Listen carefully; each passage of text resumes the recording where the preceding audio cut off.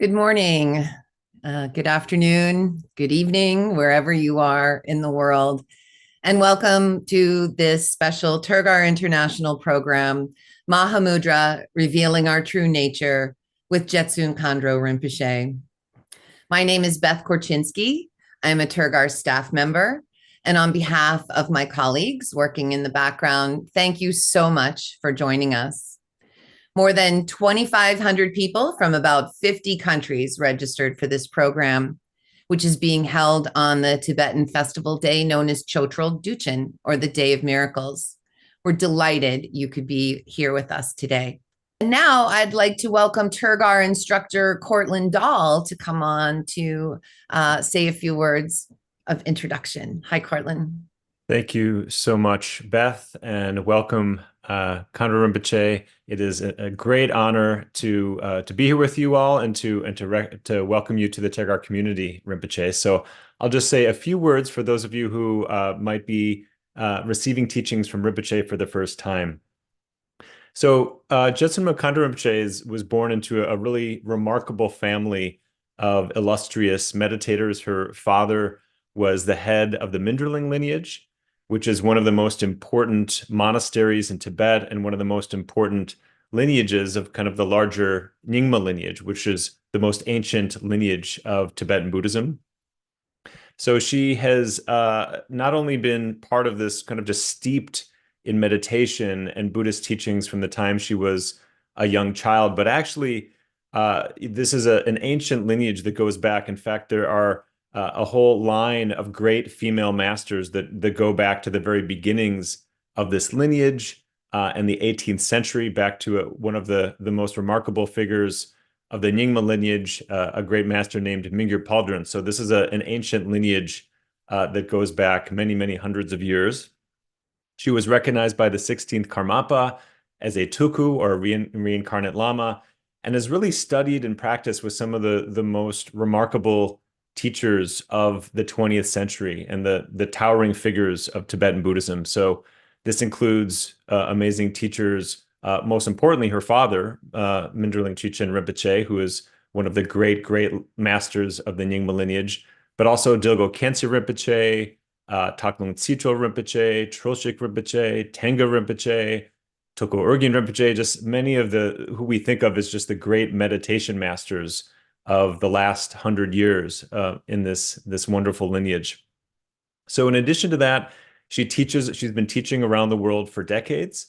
She, of course, teaches at the home monastery in Minderling in India, also established a retreat center named Samten Tse, and also has retreat centers, Buddhist practice centers, and practice groups all over the world. And she's also an author. She's written This Precious Life and actually has a new book coming out in June that actually I just love the title, How Not to Miss the Point. So that's actually coming out soon. But I think more than anything else, for those of us who have received teachings and have been fortunate enough to receive teachings from Rinpoche, just a remarkable living embodiment of the wisdom of Tibet and of the Buddhist teachings. So Jetsun Khandro Rinpoche, we are so very fortunate to have you with us, and we invite you to teach the Dharma. Thank you so much. We'll start with some opening chants.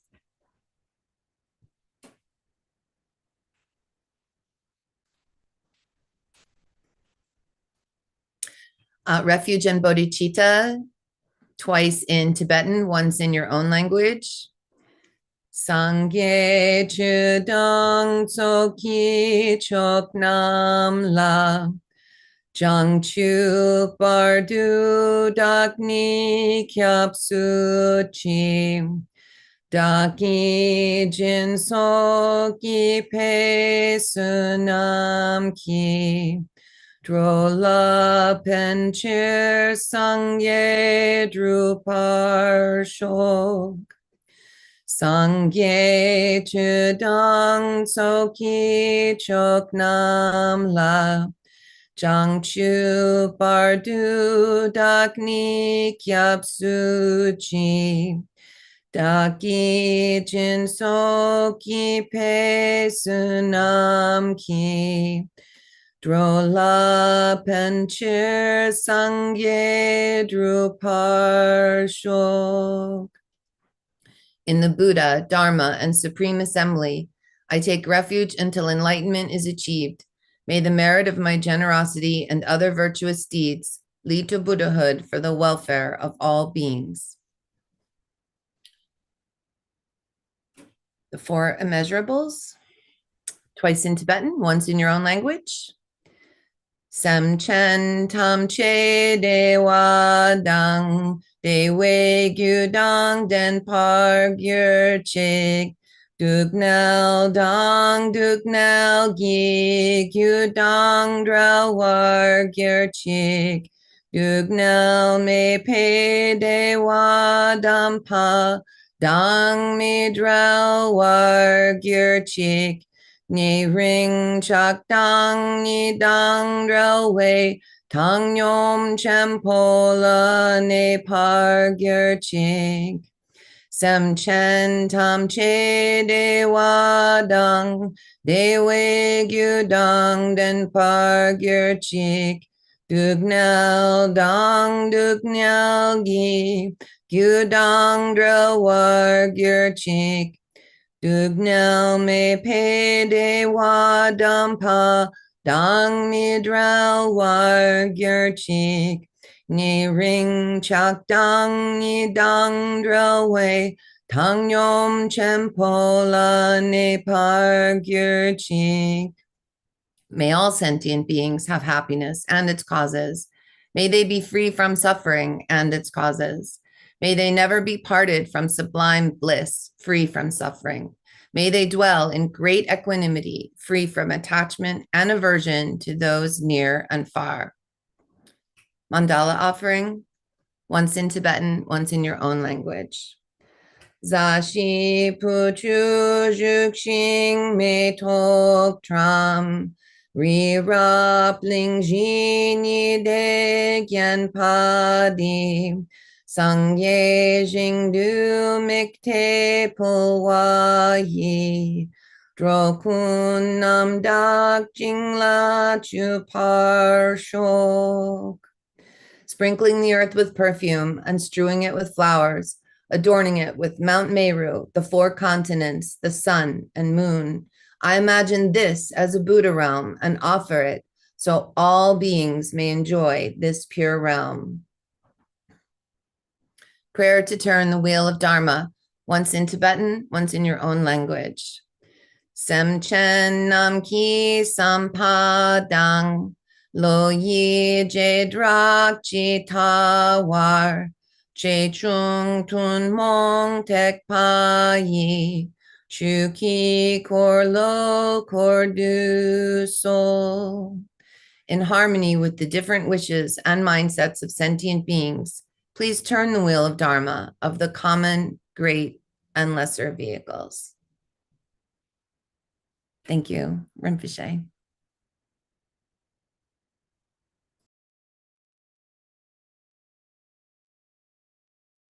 You're muted, Rinpoche. Thank you very much. I'm very, very grateful to all of the members and especially those who are staff members of the Tergar community who have made it possible for all of us to be together here. I hear from many parts of the world, and so it is wonderful to be able to be with you, especially as Beth just mentioned on this very, very auspicious day of the Chöntro Dushin's full moon day. Now, of course, depending upon where exactly you are located, here at Mendroling in India, we are in the evening of the full moon day practice where the Tuji Chambo Genrezi Drupchen has been happening for the last 7 days or so. So to be able to also have the opportunity on this very wonderful and sacred day to spend some time with all of you, then I'm very, very happy. And I also take this opportunity to wish everyone a very happy Lunar New Year. So this session, I would like to really first begin supplicating the long life and continued presence and activities of Jabje Yongye Mingyur Rinpoche, whose vision and vast vision and many tireless activities have not only established Tergar that has helped so many people around the world in so many different ways, but also countless of other people, Buddhists and beyond, being a former Buddhist practitioner. And all of this, I think, is made possible, and the boundless benefit has been accomplished through Rinpoche's activities. And I think it is very important that we really generate devotion and the deepest respect and heartfelt gratitude for Rinpoche's activities, and wish Rinpoche a very, very long life and continued presence for many, many sentient beings around the world.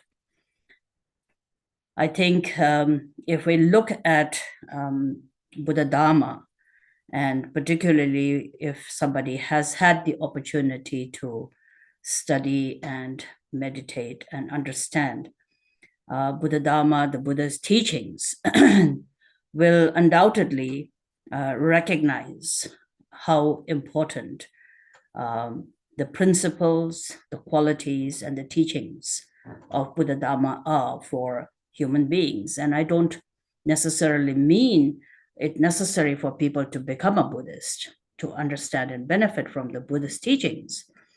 But because the Buddhist teachings are so connected with human nature, with human qualities, as well as human neuroses, and how those qualities are innate, and how we struggle with our different obscurations and neuroses. The entire framework of Buddha Dharma is about working with this and trying to introduce to human beings all this marvelous quality that we are endowed with, and at the same time, how we do delude ourselves into creating unending cycle of suffering and confusion. And therefore, wherever there are human beings who struggle with this in this world, the timeless relevance of the Buddha Dharma is always there, and we understand how beings have benefited and how Buddha Dharma has continued over the centuries, benefiting sentient beings in all kinds of ways. But in that the relevance of the Dharma is almost timeless, and wherever there are beings, it can and it is necessary to benefit from it, and one can benefit from it. But at the same time, given today's world, having said that, of course, every decade, every century, there are struggles that this world suffers from. And as I said earlier, where human beings have the capacity to build such a beautiful world, at the same time, our obscurations and our neuroses, our weaknesses, often bring about so much disaster and suffering and pain. Unwanted, but knowingly, unknowingly, we inflict and create so much pain and suffering. We are alive in today's world, and all of us see around ourselves the enormous amount of suffering. One cannot say it is more than what has been in the past, but because it is our current experiences, the world as it struggles in different ways today, I feel that the Buddha Dharma has so much more relevance in today's times. And the presence of wonderful teachers such as Mingyur Rinpoche and all the activities that Tergar continues to do, I feel has great significance and is very timely and very relevant in today's world. And if this message of Rinpoche's teachings can reach as many people, I think that is one of the hopes that we can hold, that where Buddha Dharma is, has this answer and solution to the sufferings, unwanted suffering of all sentient beings, that in many ways, and especially in today's times, that, making it possible for the message or the teachings, the principles of the Buddha's teachings to really reach beyond borders and in many different ways, not only from very traditional, exhaustive and intensive teachings, but also in varieties of teachings that are very accessible to many people. I think that is really, really much needed in today's times. And so supplicating with gratitude to Rinpoche, and at the same time, thanking all of you at Tergar for making it happen, for continuously working selflessly towards it. So I'd like to begin by expressing my gratitude in this regard.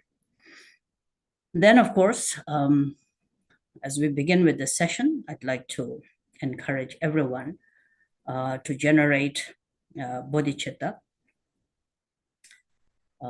May everything that we are able to accomplish in the form of hearing, contemplating, meditating, and accomplishing the Dharma, and any merit and virtue gathered that arises from this, be the basis of happiness and liberation of all sentient beings.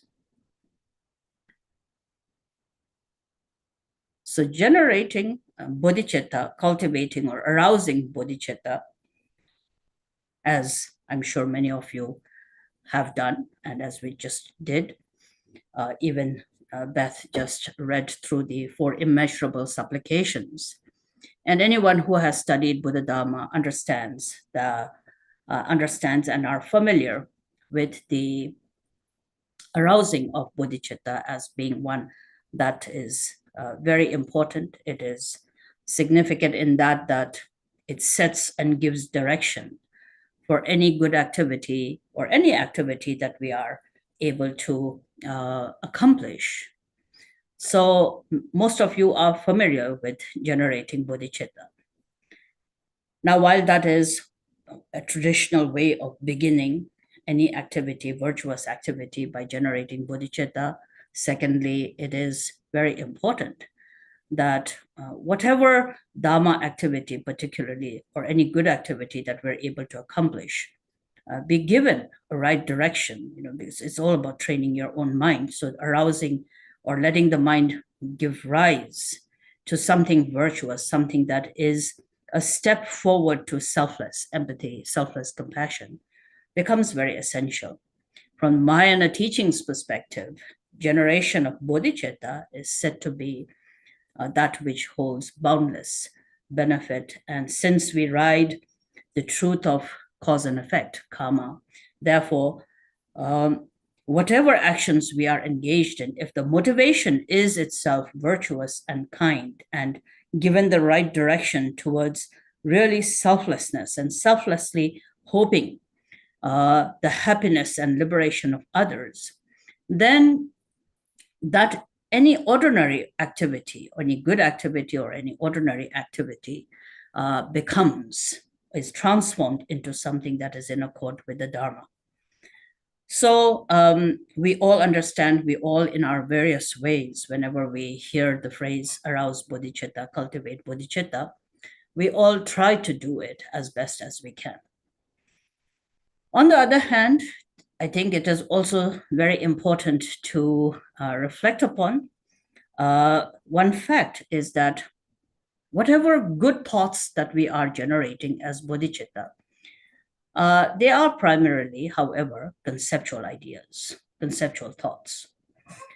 Those who have studied Mahayana and especially have progressed to Madhyamika, and I believe many of you have been studying Mahamudra and Dzogchen teachings through the year, then we all are also familiar with the 2 distinct categories of bodhicitta: relative bodhicitta and absolute bodhicitta.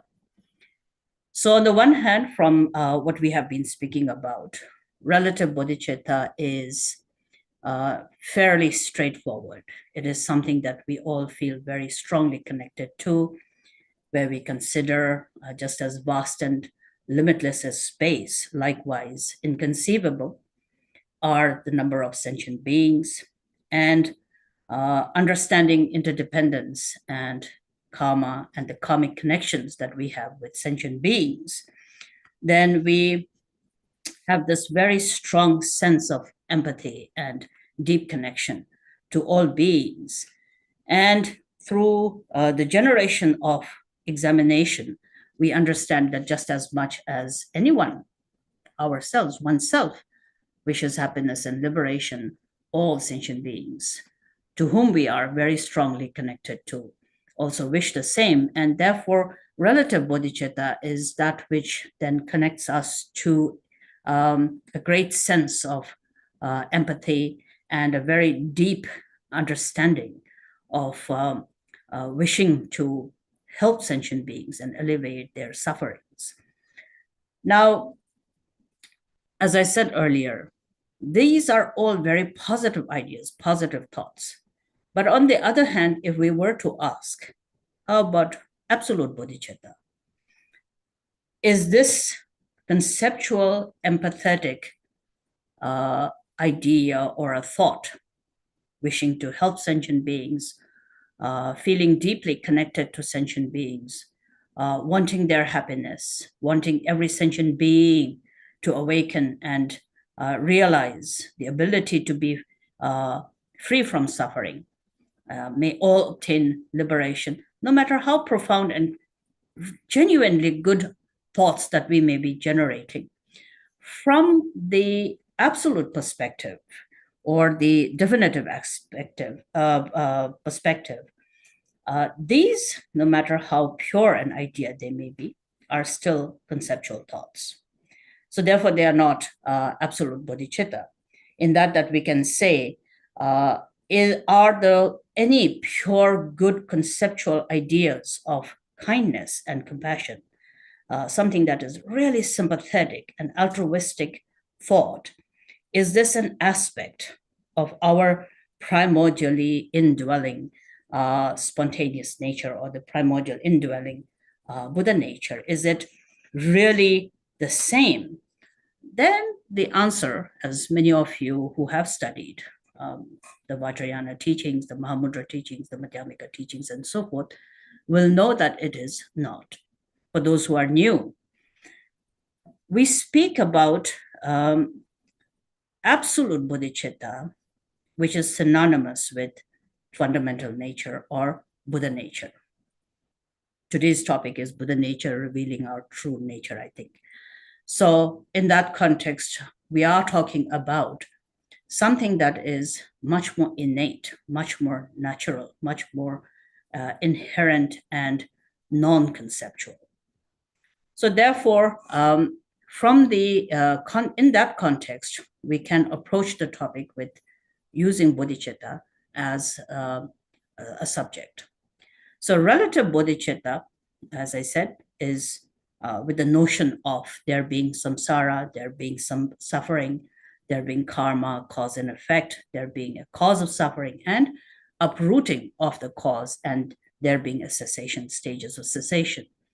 So in that way, all of these are wonderful. Mind you, now in that way, for somebody who is a beginner on the path of the practices and still step by step approaching into even understanding what compassion is, this relative bodhicitta is an extraordinary, profound teaching and meditation.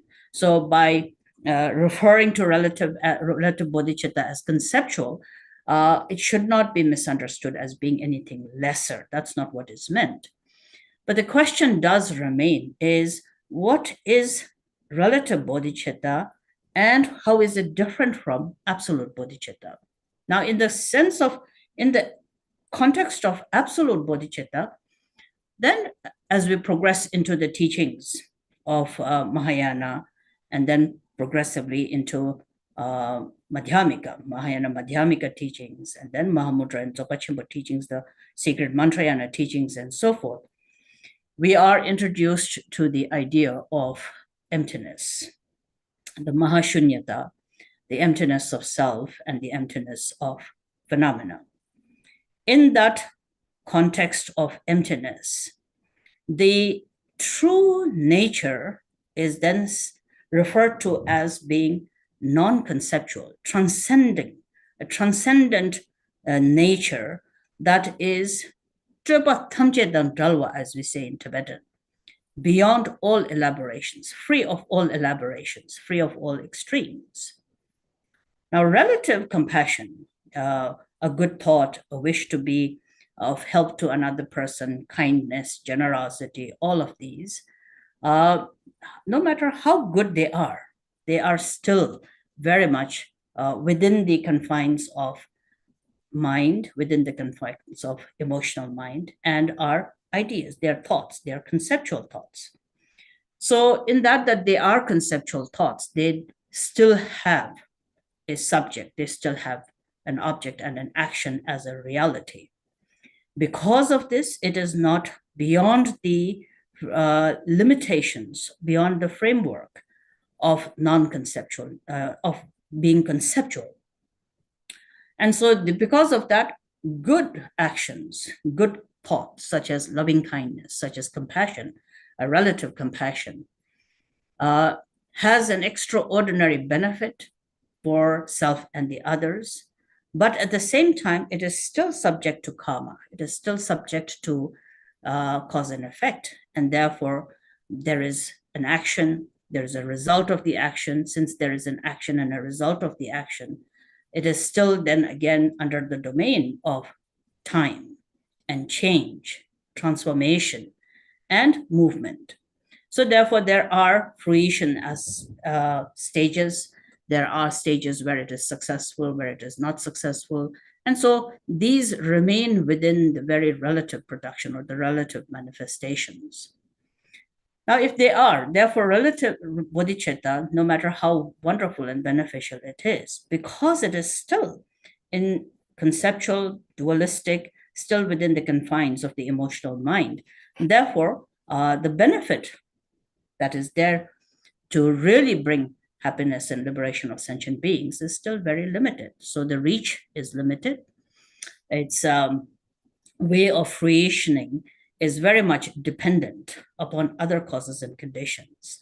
So therefore, the ability for it to really become a source of happiness that is unchanging and an absolute exhaustion of all sufferings, that is not possible from just relative bodhicitta's perspective.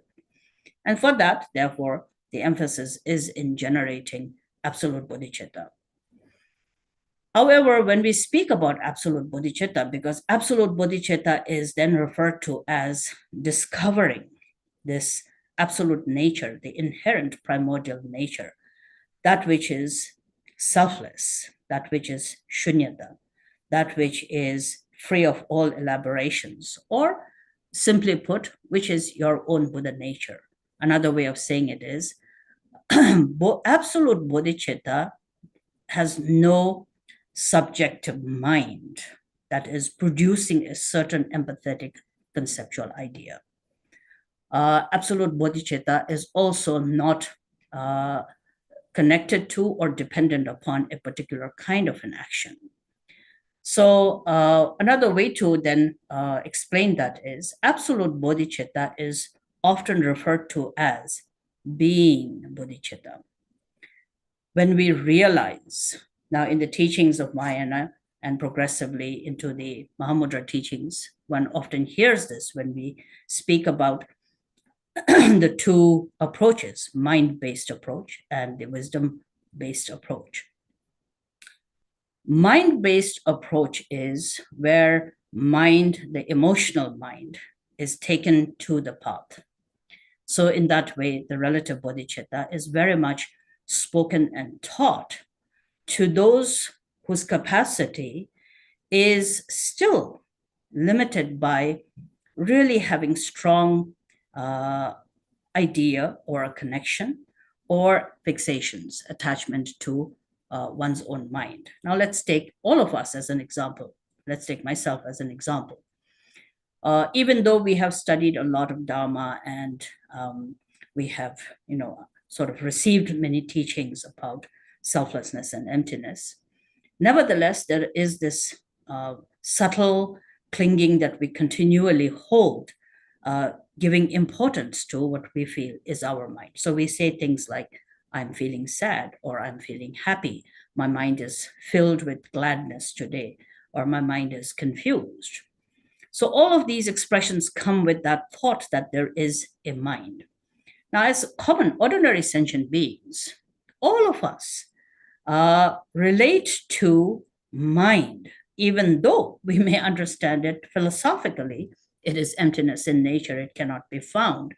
But because the capacity, the actualizing capacity of our own state at this current moment is still mind-based, relative teachings become very, very important. So in that way, we have to know that when we speak about relative bodhicitta, when we speak about absolute bodhicitta, oftentimes if we have not really pondered on this or really studied enough or examined carefully, we often come up with a feeling that there is a contradiction between relative and absolute bodhicitta, because we, in the context of relative bodhicitta, we often say, may I benefit sentient beings, may my mind be kind, may my mind truly be empathetic to the understanding of suffering of the others, and what can I do, and so forth. So you feel very strongly emotionally.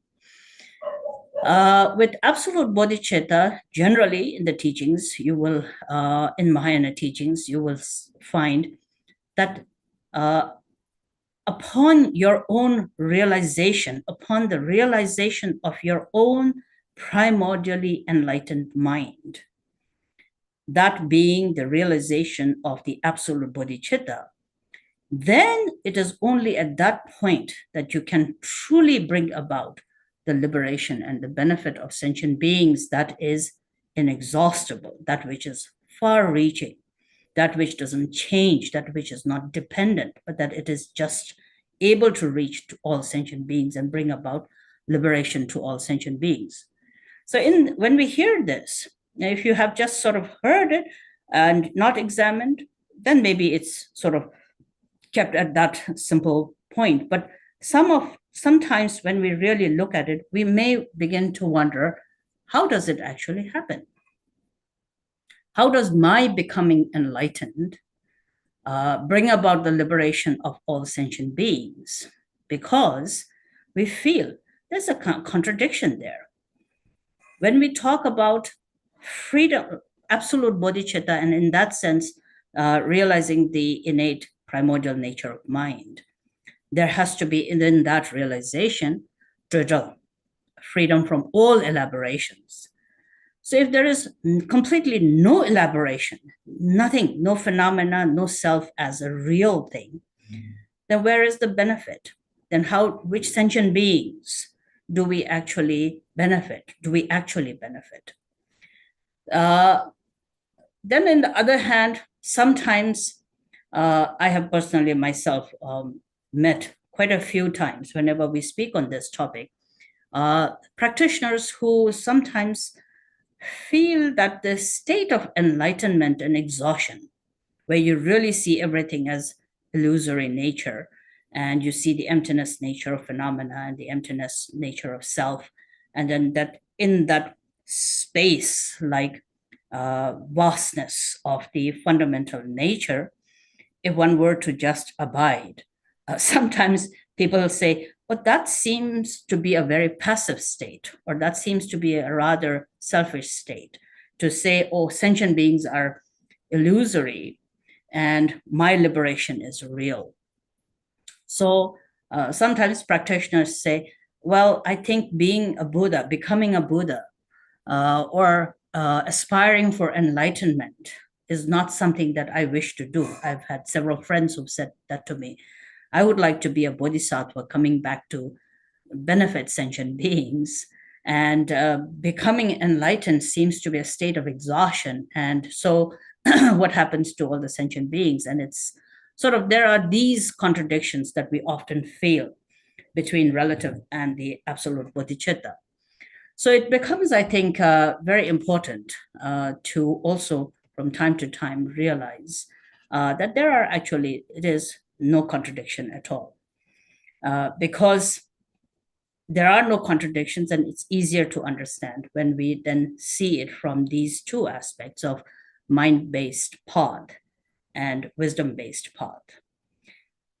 As long as the capacity of any sentient being or a practitioner is still to work with mind and its emotions, and you see it as being something that is important, and you see sense in it, you see reasoning in it, you see that it has good capacity. For example, loving kindness, that relative as it may be, conceptual as it may be, we feel that perhaps it is something that is valuable and needs to be taken care of. That's, I think, very, very good, because in that way you are in accordance to your own capacity at that moment, taking mind to path. And that is why in Buddhism, there are all these different practices which takes mind to path. When we talk about training mind, there are all these practices of purification and accumulation,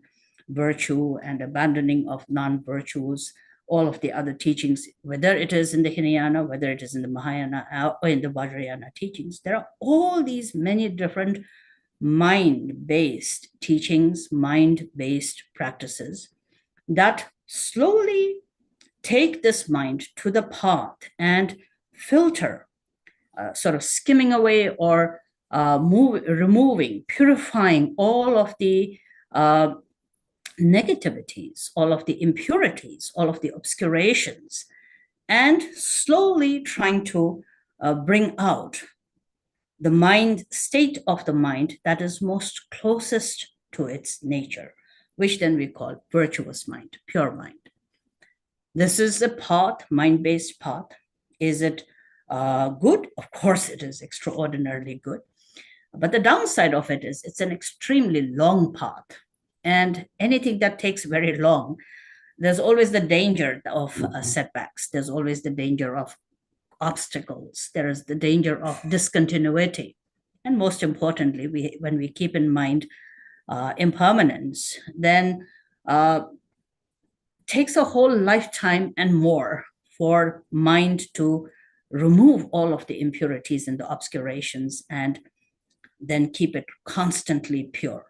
Many people do it, accomplish, but at the same time, it is an extremely long path that is that encounters so many pitfalls and obstacles on its way that to use a very loose term, the guarantee that it is going to remain only pure and untainted whilst you go on from life to life to life and many rebirths, that's a little bit difficult. Let's say it's very optimistic to think that that is possible. So therefore, there in the Vajrayana teachings, particularly the Madhyamika teachings, as you progress and then you go on to Mahamudra and the Dzogchen teachings, these are then called the swift path. And why they are called the swift path is because it really sees this mind as and appreciates mind on the path, but it really also sees all the pitfalls and the very long time that it may take. And so several lifetimes, and that all these lifetimes will be unhindered in the aspiration of remaining with pure mind, being so very difficult, the great enlightened masters, in their realization and through their own accomplishment of the Dharma, then gave us the pith instructions, and especially the Mahamudra teachings and the Dzogchen teachings, which are all profound pith instructions, that then encourage us to take the swift path, or what is called the direct approach, that you have a mind, but because the mind itself doesn't exist as we think it does, that it can be pure, it can be good, but at the same time, beyond all of that fixation and supposition of what the mind is, the nature which is primordially innate, primordially pure, primordially enlightened, if one could just turn one's awareness to that and remain with that, whether you call it one-pointedly being aware of the Buddha nature, or whether you could see it as being with nothing other than absolute bodhicitta, or simply the Dhammakaya state of mind, remaining within the Dhammakaya nature of mind. Or another synonym for that is directly realizing the Dhammata nature. So in all of these, then we find the wisdom approach, which doesn't consider mind and its emotions and its different thoughts, even pure thoughts, to being something that is useful, but that it is still conceptual, it is still relative. And therefore, absolute is where you transcend. And how that helps you is that especially the Mahayana teachings, the Mahayana and the Madhyamika teachings of the Shunyata, the examination of the emptiness nature of self and phenomena. So because then you shatter the supposition of what mind, of what our conceptual idea of mind and emotions are, and you look at its nature, and then abiding within it, then you really are introduced to it and you work towards being undivided or inseparable within that state. That then is the journey that we take, which is then called through the Mahamudra teachings or through the Dzogpa teachings and so forth. And so in that way, relative bodhicitta are all, to sort of summarize what we have been speaking so far, relative bodhicitta is mind-based, and in it, the approach is to really see things from the obscurations perspective, that obscurations of the mind bring the suffering, unwanted suffering, and how eliminating the obscurations, we try to produce the most pure form of the mind's emotions, and those are the virtuous ideas, whether they are the paramitas, especially the first 5 paramitas and so forth. We begin to work with that. And then furthermore, then when one continues to practice with this, then one finds that since this is an unending, because, as I said, it's a very long process, and progressively working with that over successive many lifetimes is a very long path. The path becomes very long for oneself.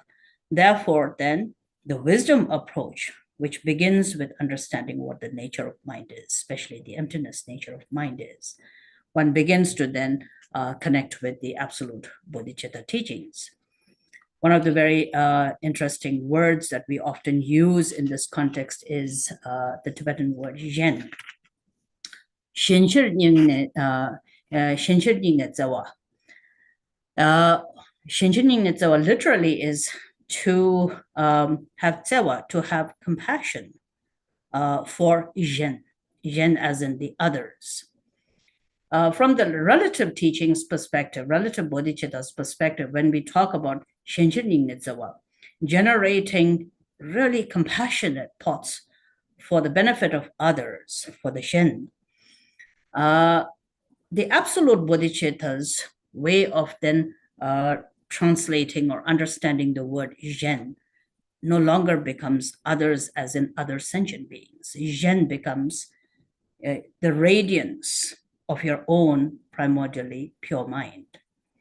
So the word zhen can also be very interesting in the relative approach and in the absolute approach. In one, it can be subjective, it can be objective, it can be an action for somebody else, an idea generated from one's own self. So there is the idea of myself giving to the others, loving kindness.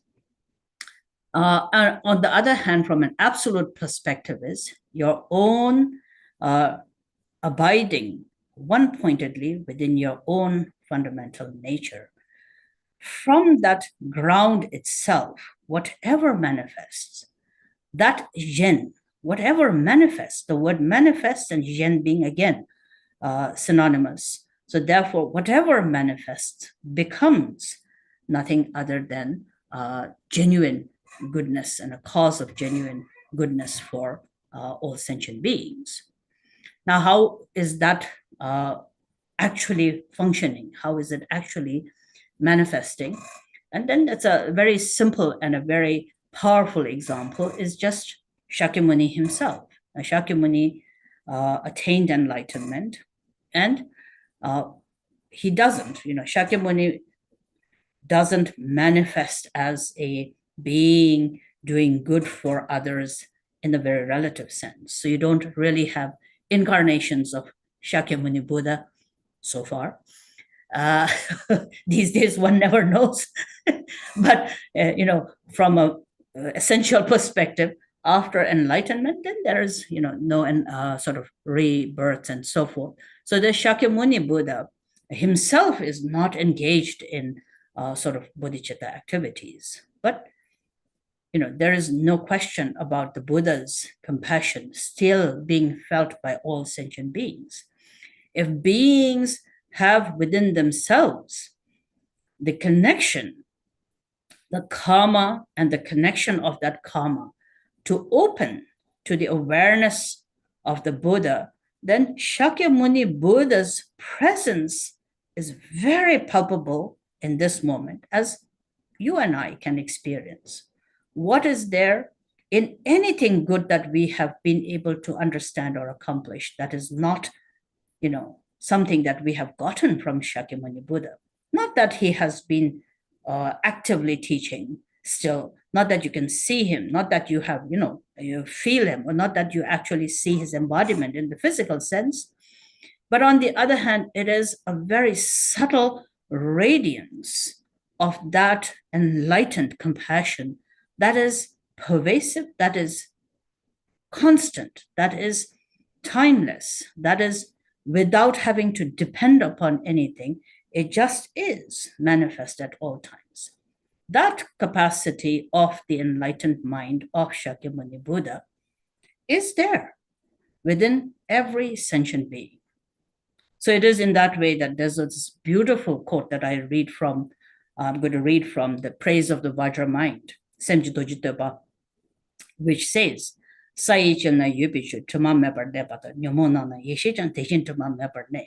a wonderful, inspiring verse from the Praise to the Vajra Mind, where it says, although water rests in the earth, yet it remains completely pure from all impurities. Not only that, like water by nature, itself being pure, water is that what purifies and washes all kinds of dirt and filth. Yet that water itself comes from the middle of dirt, middle of earth, and yet it itself is completely pure. And not only itself is it completely pure, but it has the quality and the power of purifying everything else.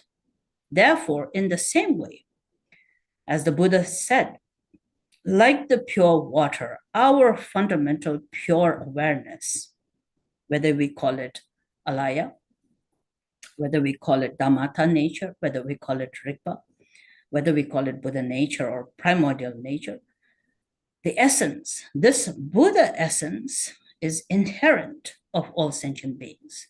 The difference between the Buddha and sentient beings is only in that the Buddha sees it, abides undividedly, indivisibly within it, and enters into a complete inseparable state.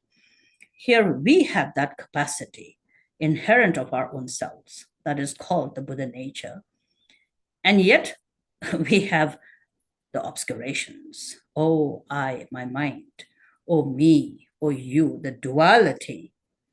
And all of the many different fixations that follow that fixation to the self shifts our concentration to the mind and the many sets of its consciousness and emotional displays. And those are good, but then there are many more obscurations and negative emotions and different kinds of root poisons and so forth. And all of these negative emotions particularly then constantly create or churn all of the distractions that do not allow us to look at the Buddha nature, our own Buddha mind, but see something, suppose something, not only see and suppose something else, but giving it so much prominence. That is where our concentration is extrinsic rather than the intrinsic mind.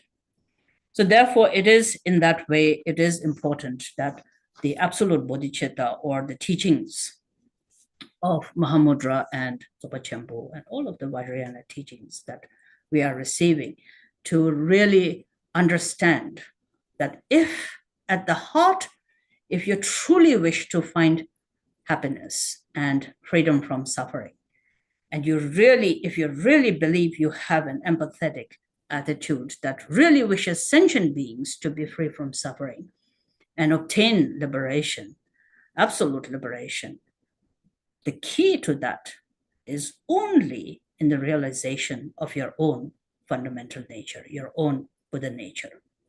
And this Buddha nature, then as the Buddha himself says, as in the sutras itself, the Buddha says, all sentient beings have this Tathagata Garbha or the Buddha nature inherent of oneself. There isn't any sentient being that does not have this Buddha nature. And he supports this by then teaching in the sutras, but it is more elaborately then explained in teachings such as the Uttaratantra Shastra. Even Arya Noble Asanga himself in his teachings, he says, all beings have the Buddha nature. Since this Buddha nature is inherent, it is pervasive and inherent of all beings. This nature is non-dual. All beings have them. And this disposition, the natural disposition of the Buddha nature, is the ground, is the fruit. Furthermore, the same in the Buddha nature teachings, the Uttaratantra Shastra teachings, there is again the Buddha himself, which has been quoted, where he says,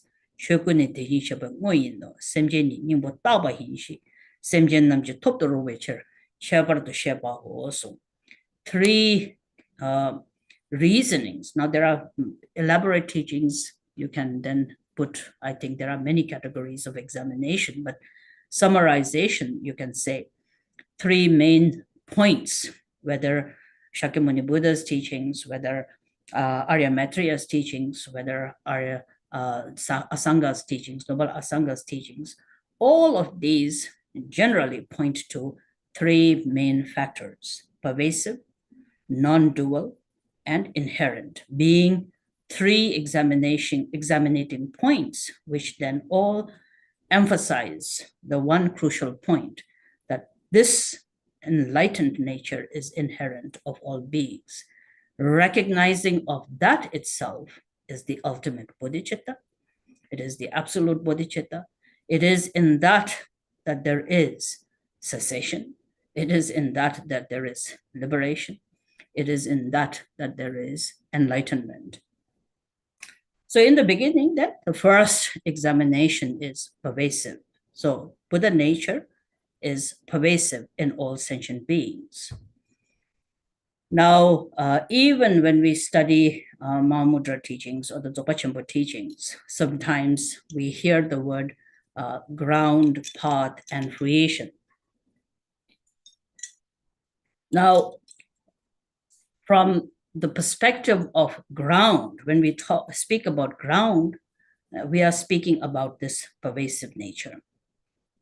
In the sutras, as itself says, the basic Buddha nature, the primordial nature, is, as the Buddha says, inherent of all sentient beings, just as space is the basis of everything.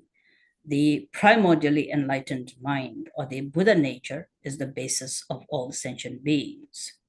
That is then the pervasive nature itself. That is also often referred to as the ground nature. But at the same time, given that we have that primordially enlightened nature inherent, but because of the obscurations that still sort of cover it, and because of which that fundamental pure nature is still sort of hidden from our sight, we aren't able to see it. Therefore, there is also the fruit. We speak about ground, path, and fruit. So the fruition which is spoken about, Now, this is also, I think, relevant in the question that many people have. What's the difference between Mahamudra and Dzogchen Khenpo? Is that within the Mahamudra tradition, then one speaks about ground, path, and then fruition. And fruition and ground being indistinct. They are not two different things. Yet they are called two different things, ground and fruit, because of the relevance of that Buddha nature being our ground, and yet temporarily it's obscured. Since that obscuration has to be removed by what? By path. Therefore, shamatha, vipassana, especially Mahamudra, shamatha, and vipassana, when we work with one-pointedness, when we work with non-elaboration or simplicity, progressing to one taste. And then finally, non-meditation, the 4 yogas, for example, in Mahamudra, that profound Mahamudra path, or the Dzogchen Khenpo path, allows us to then really get a glimpse of what our true nature is, the fruit. Fruit and the ground are not two different things. They are the same thing. But the two distinctions are made based upon how much do we require to rely upon the path that removes the obscuration. The more the obscuration of duality, the distance between ground and fruit are there. Now, as we remove these obscurations, and through non-distraction, through understanding of the emptiness nature, through realizing the emptiness, non-dual nature of emptiness and clarity, that perseverance on the path as the confidence of seeing one's own innate nature becomes less and less obscured and more clear as it is, the distance between the ground and the fruit become closer. Ultimately, then there is no division at all. There is no difference at all. So then, as I said, therefore, in the Mahamudra path, there's a lot of emphasis given to the path, creation, and then realization of the ground nature.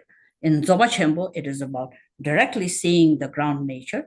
Nevertheless, there's no difference between the two, because without the path, relying upon the path, the accomplishment is whether you say through the path I'm attaining fruit, or through the path I'm realizing the ground. There's not much difference between that at all. The approach, however, in what you highlight, whether you highlight the ground or whether you highlight the fruitioning, which is very, very, I think, humbling. It's very pragmatic. It's very true. And that then the profound teachings of the Mahamudra, and similarly all the other teachings, whether Great Perfection or whether Mahamudra teachings or the other many different methods that are there within the realm of Mengaks, pit instructions.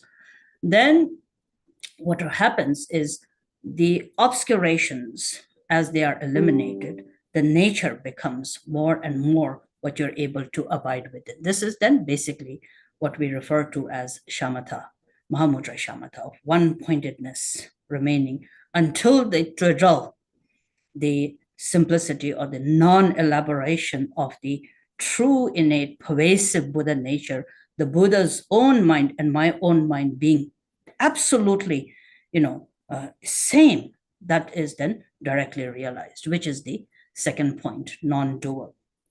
So just as this is pervasive, the Buddha nature is pervasive in all sentient beings, and as the Buddha and Arya Maitreya and many other great bodhisattvas have taught, like so, then the Buddha nature is non-dual.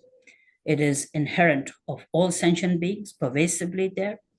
And as I just said, the ordinary being's mind, innate pure mind, and Buddha's mind, enlightened mind, are the same. There's no difference at all between it. There's a very common example, beautiful example, though, given in the Uttara Tantra Shastra, which says, if you take a clay pot and you take a golden pot, if you look at it from the outside, you can say there are two different pots. There's a clay pot and there's a golden pot. But upon examining, you will find that it holds the same space. The space matter in the golden pot and the space within the clay pot has no difference at all. Therefore, in that way, where as long as the dualistic concepts are there, and from the external perspective, we can call sentient beings and the Buddhas. But in terms of the nature, the Buddha nature itself, that there is no difference at all. As I said earlier, the only distinction being is the Buddha sees it as one's own wisdom nature. And here, when we look at it, we are a little bit interrupted by this assumption that there is a mind, that there is the self, and so forth. And so these dualistic obscurations, they need to be eliminated. When that is eliminated, then there is non-duality between the nature of the Buddha and the beings. In the same way, the third examination is then where it says it is inherent. The Buddha nature in all sentient beings, as well as the Buddha nature of all the Buddhas, then again, it is completely inherent of all sentient beings. Just as, if you take a seed, and that seed has the potential of fully blossoming, and the seed has a seed state. The difference between Buddhas and beings is just in that in the sentient beings, it is still a seedling in that the obscuration is still impeded. But other than that, then the inherent nature of the primordially enlightened mind is in all sentient beings.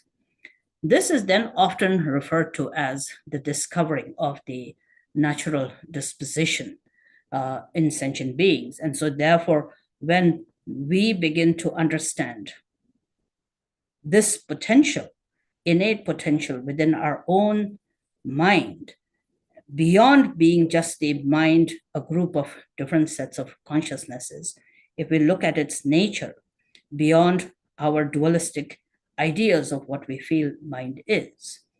And so therefore, a lot of the teachings refer to what is the nature of mind, and not only emptiness, not seeing mind, not existing as what we suppose it to be, but beyond that, then its clear nature, that which is awake and utterly pure. But at the same time, it is like space, completely free, completely beyond being something that we can limit it to in the form of distinguishable characteristics or identifiable object, like the space, as we say. And yet it is not sort of blank space. There is this awakenedness. And therefore, in that recognition of this natural disposition being our fundamental nature, then lies the key of one's own realization. That realization, when one is able to abide within, naturally, that is what is called non-meditation. And so, Gome, without it being even a little bit interrupted by deliberate attempts, but that it is that natural disposition is completely manifest effortlessly, because you see it as your own nature, because you see it as your own natural disposition. Then within that is then the state of enlightenment. Within that is the state of realization. And so Buddha Shakyamuni and all of the great noble ones who have accomplished this, then through the progressive paths and the accomplishment of the bhumis, realize this as the fruition, which then becomes able to manifest as absolute bodhicitta for all sentient beings. In the context of the Mahayana's paths and bhumis also, path of accumulation and path of joining have a lot of relativity to it. So you accumulate a lot of qualities, you accumulate purification, you accumulate a lot of the qualities and abilities and powers and strengths. And through that, then gradually, the path of seeing arises, the third path. And that seeing is where you transcend the emotional mind to really see the space like inherent enlightened mind within one's own self. Now, seeing it is glimpsing it or seeing it. It's not so difficult because that's your own nature. Steadying that seeing, one pointedness, the first yoga of Mahamudra. And then not only single pointedly being aware of it, but making sure that that single pointedness is free of all elaborations, complete natural, completely abiding within it in the simplicity of the nature, the space-like nature, without even the subtlest of the deliberations of your sort of holding your breath in your one-pointed concentration. So it's so easy to see it, but then it immediately falls into the habitual tendencies of improvisation or some kind of contrivance, some kind of elaboration comes about. The excitement is there, or the fixation is there, or trying to ignore it is there. So not falling into that.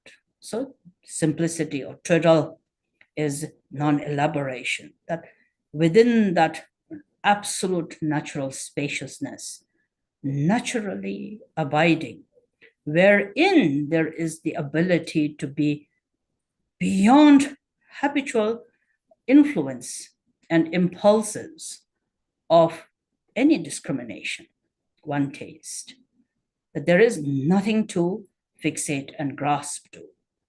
It is just your own spacious nature, the Buddha nature itself, beyond any kind of need for it to be validated. Doesn't need to be recognized.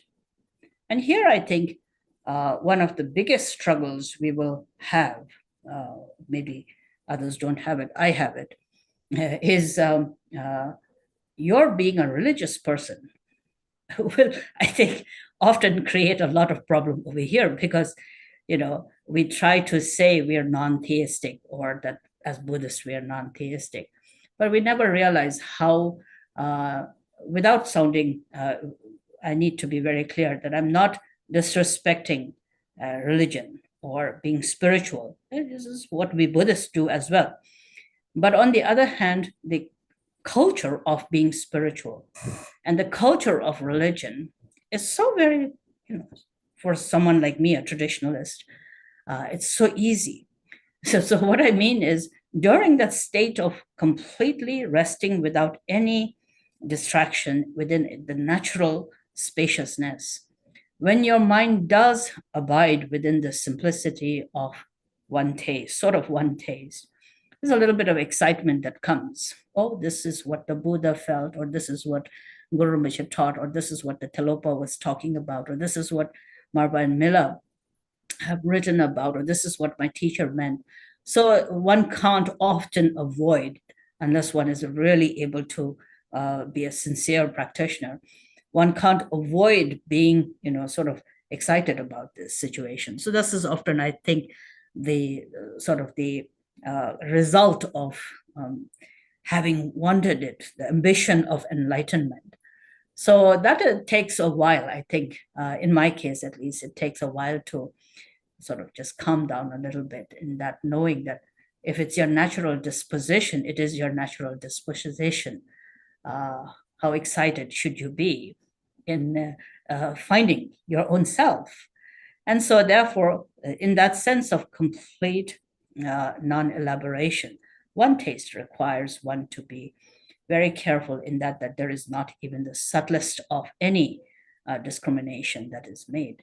And then it is where you are able to not just have this incredible, precious, primordial enlightened mind, but you're able to manifest it. You're never divided or separate from it. And therefore, this is then what is called resting within the Buddha nature, your own natural disposition.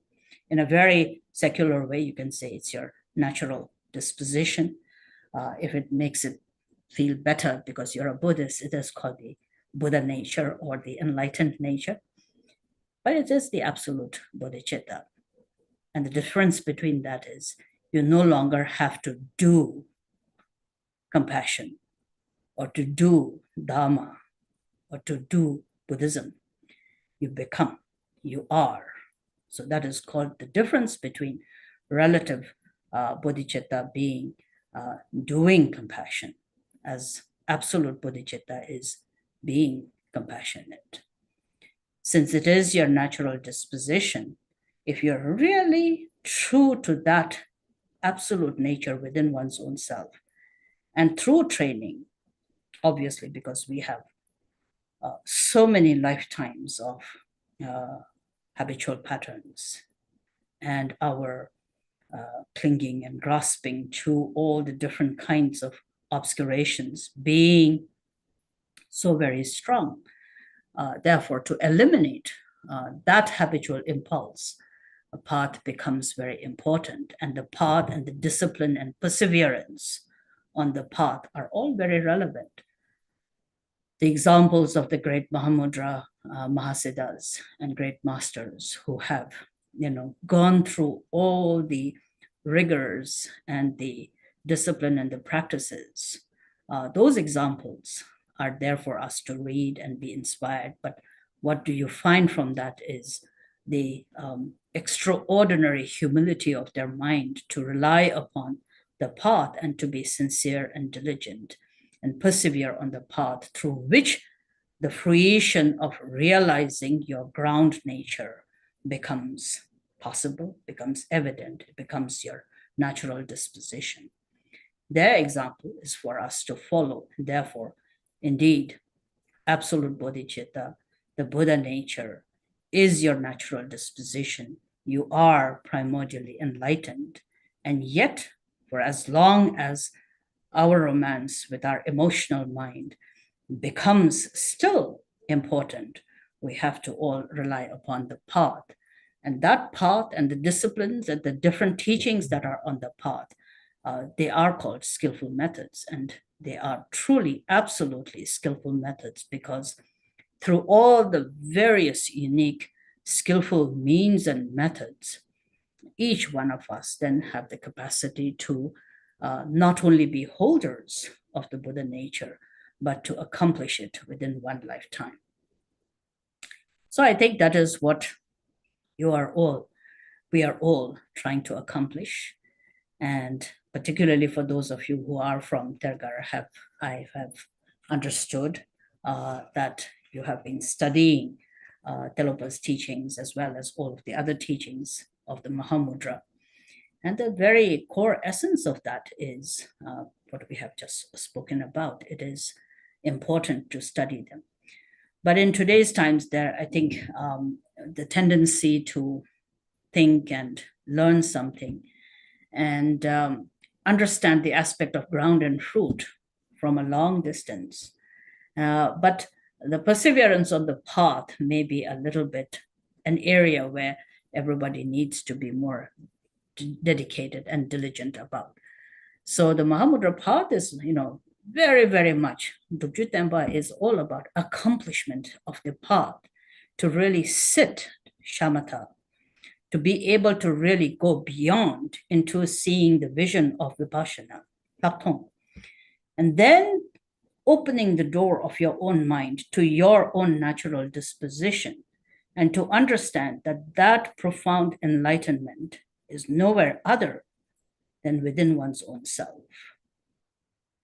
We have to wake up to that. We have to be aware, and not only be aware and be awoken to that, but we have to have the diligence and the perseverance of sitting undistractedly until we are able to really be free from the clutches and the stormy winds of our habitual impulses.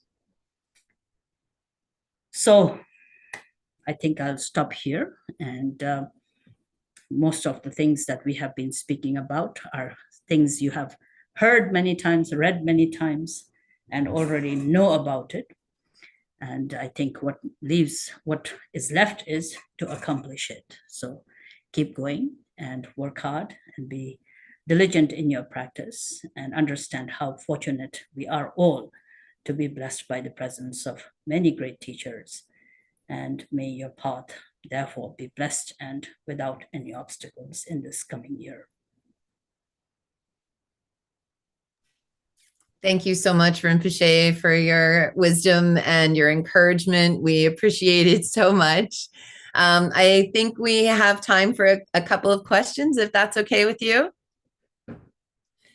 Actually, I'm going to start with two questions because they're related.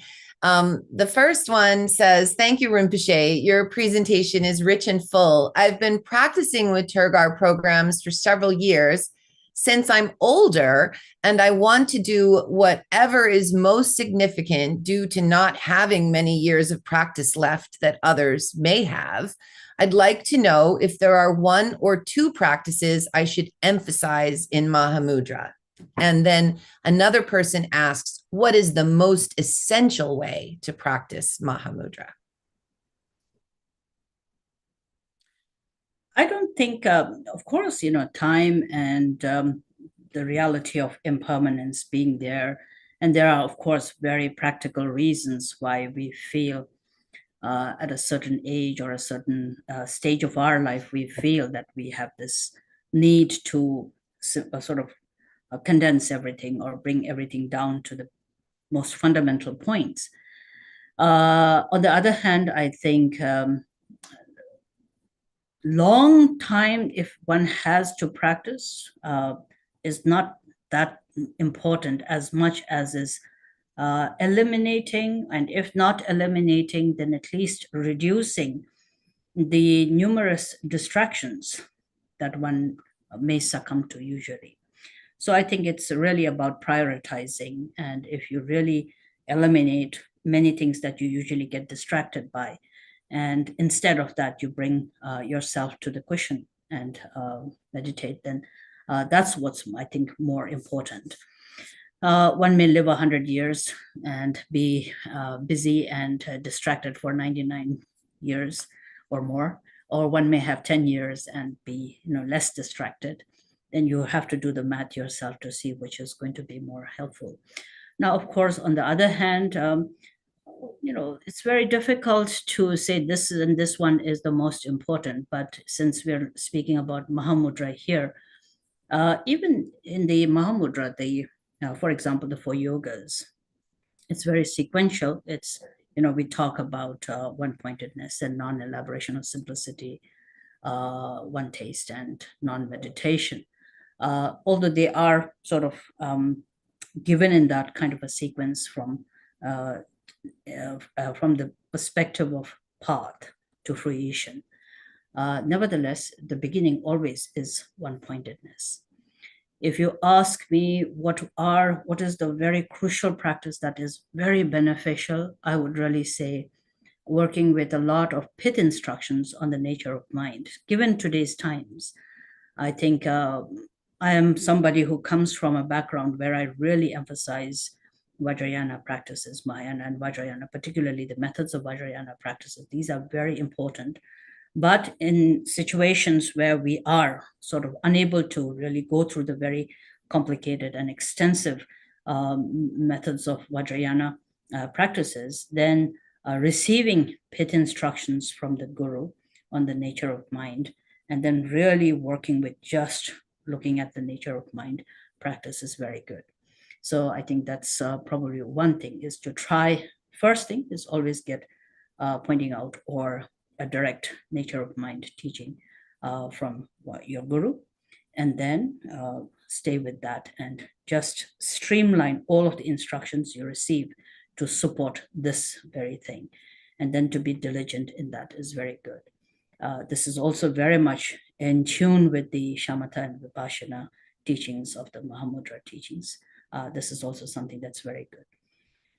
Now, if one were to, again, look at this second part of your question, what are the very crucial things that we need to practice? For Dharma practice to really work with, there are all the many different methods, but among all the different methods, all the different methods that are there, all equally very useful, powerful, and profound, will nevertheless not bring much accomplishment and fruition if it doesn't ride the two basic principles of devotion and refuge. If you don't have devotion, if you don't have a sense of surrenderance and refuge into the teachings and the practice, and utter irreversible confidence of the teachings, the genuine heart of devotion to the teachings and the practices, then it'll be very difficult to really complete in this one lifetime. It'll be very difficult. And the second is, of course, genuine heart of kindness. This, devotion and refuge, two of them, and genuinely working with kindness in your heart. If these two qualities are there, methods are many, and most methods will be equally helpful and powerful, and accomplishment will not be difficult. Now, if you don't have these two qualities, and then you receive many teachings, and if you have many powerful methods that have been given to you, at a certain point, I think it'll still cause a little bit of problem in your accomplishment. Thank you, Rinpoche. This next question was submitted in Chinese, so we translated it as, why is faith important for realizing the nature of mind? And what is the principle? That's a long topic. It's a long topic, but I do encourage everyone to really discuss and study in your own, with your own teachers and among your study groups and sanghas, the concept of what the meaning of devotion actually is. I think it's very misunderstood in that devotion is about guru and student and teachers and teachings and so forth. Why devotion is important is it's all about confidence. It's all about transcending mind into its wisdom nature and our romance with our own mind. And we may call it mind, but ultimately, what is mind other than self-cherishing and self-absorption? Mind has been supported and sort of we speak for mind and emotional mind, not because of any other reason, but because at the root of it is you want to validate the habit of self-absorption and self-cherishing. Now, Buddha Dharma and the teachings are all about transcending that self-cherishing to a state where it is nothing other than its pure nature.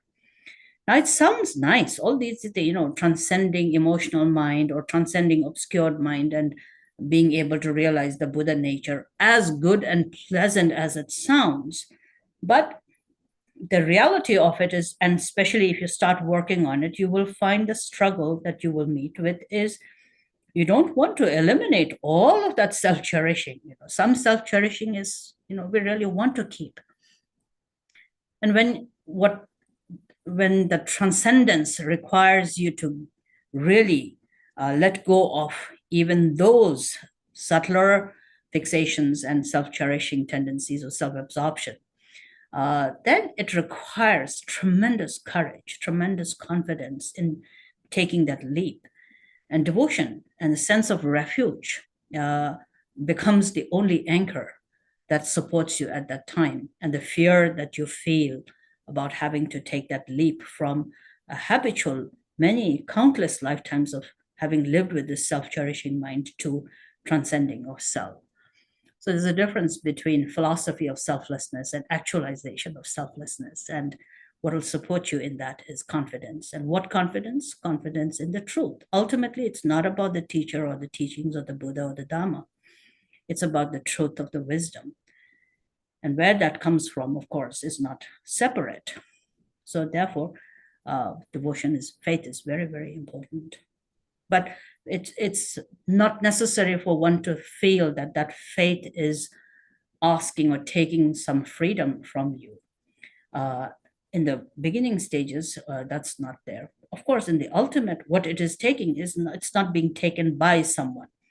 Whatever is a deluded concept loses ground of validity And someone who experiences that often does have a sense of a lot of fear. It's about really not having become accustomed to that sense of groundlessness. And what really cushions that fear is refuge and devotion. Thank you so much, Rinpoche. At this point, I'd like to, before we close with our dedication prayers, I'd like to invite Cortland Dahl to come back and just say a few closing words. Thank you, Beth. Thank you, Cortland. Thank you so much, Rinpoche. These were just incredibly helpful, insightful, inspiring teachings, and I thought it would be nice to end on a few moments of gratitude. So first, I'd just like to thank everybody who joined, all of you who are listening to this. As Rinpoche just shared, one of the hardest things is just to make time for this in our lives, to prioritize this. So the fact that you all took time out of your busy lives and your weekend downtime to spend a little time together with us is incredibly meaningful. So thank you so much. Of course, as Rinpoche also mentioned earlier on, this couldn't happen without so many people contributing their time and energy. So I just wanted to thank all of you who helped make this possible. So many donors who make it possible for us to offer teachings like this. Many, many people working behind the scenes, from the translators to the people who are just helping everybody to be aware of these teachings, to coordinating all the communication that goes on, especially Beth, of course, our gracious host, and Umze. And of course, first and foremost, really want to deeply thank you, Khandro Rinpoche, on behalf of Mingyur Rinpoche, on behalf of the entire Tergar community and all of us here today. We are so very grateful that you are doing everything you do in the world to continue to teach us and guide us, and especially that you took time out of your many, many Dharma activities to teach us today. So thank you so much. May you live a very long time and continue to teach for many, many years to come. Thank you so much. Thank you. And now we'll finish up with our long dedication and aspiration for the world. We'll do the dedication prayers a page at a time, one time in Tibetan and one time in your own language. Sunam di tam chejik panyi. Topne nye pedranam pam jene. Kye gana chi balap truk payi. Si pet sole dro wadrol war shok. By this merit, may all attain omniscience and defeat the enemy wrongdoing. From the stormy waves of birth, old age, sickness, and death, from the ocean of existence, may all beings be free. Jampel pawuji tarkyan padang, kuntu zang po de yang de jinte. De da kungi jesu dak lopching. Ge wadi dak tam che rap tunyo. As the courageous Manjushri understood, and just like Samantabhadra as well, I now dedicate all this virtue, following their example, one and all. Sangye kusum nye pejin lapdang, chuni mingyur den pejin lapdang, gendun mi che dun pejin lapki, jitar no wa mun lam druk parsho. By the blessings of the Buddha, master of the three Kayas, by the blessings of the truth of the immutable Dharma, and by the blessings of the Sangha's unwavering aspirations, may these dedications and aspirations be fulfilled. on aspiration for the world. We'll go through the entire thing in English first and then go through it. In Tibetan first and then go through it in your own language. Namo Khyentse Yeshe Kunden Pe Sangye Chutangen Dunam Dak Sok Drola Tser Gong Ne Du Ki Gu Pasel Du So Ji Yi Tek Pa Tek Chen Tang Dorje Tek Pe Tenzin Kun Daki Trin Chen Lama Nam Kyu Tse Tse Trin Gye Gyur Chik Zhen Yang Zam Ling Yul Dina Nam Ta Kyong Tang She Yun Pel Kor Yuk Pel Jor Gye Pe Che Kye Nam Ne Me Tun Drup Shok Ko Le Kyun Kun Shi De Kya Truk Tsu Yam Ne Me Shar Par Shok Kor Yuk Tsa Tru Shi War Shok Chu Si Tsa Tun Ge Par Shok Tar Tu Ka Kyap Sam Chen Yi Rang Ne Ye Tak Nyo Wu Cha Kien Se Ye She Nyung Gyur Te Cham Chik Nyun Sang Ye Par Shok. Namo, Buddha, Dharma, and Sangha, with all your wisdom, knowledge, and love, please care for me and all other beings and dispel the many troubles of our times. May all the masters who sustain the teachings of the foundational, great, and Vajrayanas, and all my gurus with their great kindness live long and their enlightened activities flourish. May those who protect our world from misfortune, who promote education and prosperity, and who care for our environment be healthy and achieve their aims. May peace and joy spread throughout the world. May conflicts and epidemics cease. May global warming come to an end, and may religious and political harmony increase. Ultimately, may all beings throughout space manifest their essence of innate, timeless purity and their wisdom, knowledge, and love. May we all awaken together.